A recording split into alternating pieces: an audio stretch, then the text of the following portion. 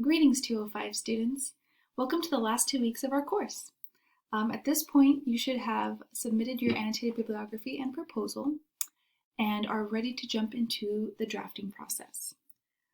In this video, I will go over how to jump into the drafting process and how this guide to academic research can help you structure your ideas as well as format your paper overall. In the second page of the Guide to Academic Research, which you should have been accessing already for your proposal and annotated bibliography, the second page includes 10 steps to a research paper. Right now, we're at about step 7. You've completed the proposal and you're now thinking about writing an outline.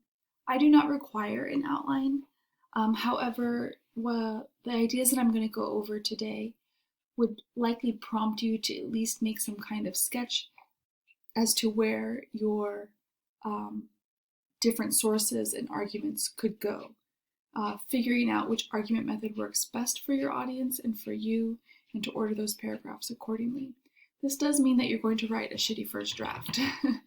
It's not always a fun feeling. Oftentimes you can feel overwhelmed or anxious about getting all this information on the page. So I really encourage you, as I did in the email I sent out this weekend, to set aside different times to work. If you try to sit down and write all at once and find that you're staring at the screen, I encourage you to stop staring at the screen, get up, move, do something else, and come back, and then set a timer for yourself. I wouldn't recommend writing for longer than 45 minutes at a time unless you're really on a roll and have a lot to say. So in that sense, I really encourage you to be planned about this week. Your rough draft is due this Friday. Please take note that it's due on a Friday, not a Monday. I did that so I could have the weekend to get you guys feedback on your rough drafts by next weekend. So let's talk about how to get into the outline, how to get into that draft. I'm going to go to page 7 of the guide. And this one's titled Structuring Arguments, How to Organize Research and Argument. So below here are 2 common ways of structuring academic arguments. Please know that all methods use the same 4 elements. What are the other groups saying? That's your research. What do you as the writer want to add to the dialogue with the topic? Is there a rebuttal or naysayer idea? And a qualifier or so what idea. The so what idea is really one of value. Why should people care? What's at stake about this topic, etc., etc. The main difference between different orders of argument is basically just depending on the audience. Sometimes arguments are directed at an audience who knows a lot about what you're talking about. Sometimes it's less. I wanted you guys to imagine that you were writing to an audience that you think needs to be told or hear about how bodies should or should not be placed in the public sphere. The topics you guys are writing on vary, anything from stuff to pandemic, stuff to have to do with music and performing, to even makeup. So the big range allows for you to think specifically about your audience, what they're going to need to hear, and kind of why you're going to structure your essay the way you want to. Now, 9 times out of 10, most students want to choose the classical argument. It resembles the 5-paragraph structure you might have learned in high school. It's the one that states your thesis up front and ends in a tidy conclusion. You are welcome to pick classical argument. It's very comfortable and it is what you will see in most academic writing. Rogerian is the other option though, and I will go over both because both can be really beneficial. So to talk about classical, again, like I asked with the Inquiry 1 rhetorical analysis, it has an introduction with a hook. It establishes your topic and usually states your thesis in about 1 sentence. I expect introduction to be about a paragraph, but it can be 2. As you will see in one of the samples given this week for a research essay, the author takes 1 paragraph to get into a hook. that's fine. It's a nice, easy way to kind of flesh out your ideas, your topic, and get your reader really into it. Then you will need to provide background. You're going to need to give some historical information, possibly some context. You might need to define a concept. These are really ways that you make sure the reader knows what you are talking about, and then you also kind of limit what you're not talking about. Lines of argument is really the bulk of your essay. Keep in mind that these bullet points do not represent paragraphs. While I have 3 bullet points under the introduction, your introduction should not be more than 2 paragraphs. The background could be anywhere from 2 to 3 paragraphs. Your lines of argument, though, should be the bulk of your essay, probably about 3 to 4 paragraphs, where you present good reasons using logical and emotional appeals in support of your claim. This is where a lot of your research can show up in terms of citations, where you will use a lot of quotes. You're really going to provide the main reasons why you're arguing XYZ in your thesis. Then we get to alternative arguments, or the naysayer. When you watch Alex's video for this week, he calls it the counter argument. They're all referencing the same idea, that you are looking at alternative arguments and how they work. My biggest piece of advice about the naysayer is to not only name your opponent or group of people that you think would oppose your thesis, and keep in mind that this can be not the opposite of your thesis, but other communities that could be affected by your thesis. But to basically remember to explain why your view is better than others. And oftentimes this comes about because you're able to identify a particular value that you hold in common with your naysayer. For example, I once had a student who wrote about violence in hockey. His argument was that hockey is a violent sport and you could not have hockey without the violence. However, he acknowledged that some parents might be opposed to the violence because they don't want their kids to pick fights or hurt others unnecessarily.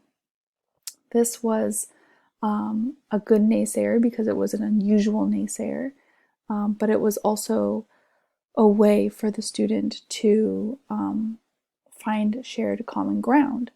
So he suggested that sports were a way to help in the development of young kids. And just as parents would value teaching their sons and daughters lessons about how to have good sportsmanship, how to play by the rules, how to respect boundaries, he thought that teaching hockey in a certain way would also be a great place to do so. And that was a really good naysayer argument because he could name a very specific group of people that might be worried about his argument and then found a shared value to bring that group back to his thesis. So just keep that in mind about naysayers. I'm emphasizing naysayers so much, and I have Alex go over naysayers because it is important to think about always who your audience is and how you want them to change, to act, to do, to believe something. And as you write your inquiry to essay, I want you to keep in mind, how are you going to be persuasive? Who is your audience? What logical ideas do you have to put forth? What emotional appeals do you have to put forth? And what's your credibility overall to make your argument stand out? Classical argument ends with a conclusion. The conclusion here doesn't need to be super long. Probably a paragraph will suffice. Quickly summarize your argument. Elaborate or explain any of the implications that you think your audience should do or think after this. And reinforce your credibility. Oftentimes there's kind of a gesture to the personal here or some kind of emotional appeal. You kind of want to leave your audience with a positive feeling at the end of your argument. Rogerian is similar in that it has all of the ideas. The difference is that Rogerian starts with the naysayer. So in the sample essay that I put up on this week's module, the naysayer sample talks about the tsunami that came through India in 2004. This particular student was from India and had lived through it, and she wanted her argument to be addressed to the Indian government. She did not believe that the Indian government did a very good job of handling the reconstruction and the response to the tsunami in particular communities. And so she knew right off the bat that she had something to say, right? She had a bone to pick. And so it was obvious to her that she should write in the Rogerian format, because this is where you address the naysayer right away. Some of your topics will beg to be addressed right away because the naysayer is so obvious. So according to the structure here, you would have an introduction. This could be just a paragraph. You're just introducing the idea, the problem, the conflict, what have you. And then you're going to get into a really nice description of what the other side thinks. You need to kind of be nice here. You're not saying, oh, these really illogical and ill-mannered people over here think this, this, and this. You're trying to just illustrate what is it that they believe, why do they believe that, where are they coming from. To do so, to treat your naysayer this way, always gives you credibility. Your reader's going to respect you if you know how to empathize and understand this other side well. Then, so your context of the naysayer could be 2 or 3 paragraphs. Your writer's position is where your I say ideas come in, where your thesis comes in. And this is coming in probably halfway through your paper. So if your paper is 5 pages long, your thesis in the Rogerian style would come in about page 2 to 3. Here's where you're going to state your thesis or your opinion on the issue. Still, a 1-sentence thesis is helpful. And then present your circumstances or your lines of evidence that make your opinion valid. Again, your research can come in any part of the essay, but I would expect most of your research to come in the research position here. Then by the very end, your conclusionary points are where you're pointing out the benefits to the opponent. Again, where you guys link up and have similar values that lead to similar ideas, so that you're still ending with how your thesis is a better way to go, while still creating credibility because you acknowledge that there might be many other groups or people who don't agree with you and you're trying to find common ground. All right, so what I've done is I've gone over structuring arguments, 2 different ways to structure your argument. I would like for you to pick one and try to follow it as best you can. I am not expecting perfection in the written portion of this inquiry, but I do need to see the attempt. So when your rough drafts are due on Friday, ideally you would have most of the paper written.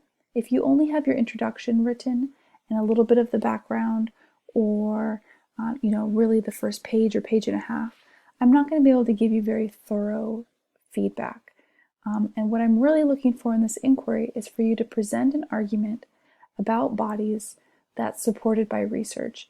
And in doing so, you're crafting your ethos, you're using logic, and you are pulling on emotion, because inevitably talking about the body crosses personal lines. And so this is kind of a culmination of what the class is asking for. Again, I do not expect perfection, but I do expect effort in thinking through all the different requirements. Of course, if you have any questions, please let me know. I will be available Monday from 12 to 1, and then again on Friday from 9 to 10. If you have any other times that are best for you, please reach out and let me know, or see Alex or any other tutor in the English Center. Thanks for listening, and I hope you guys are doing well.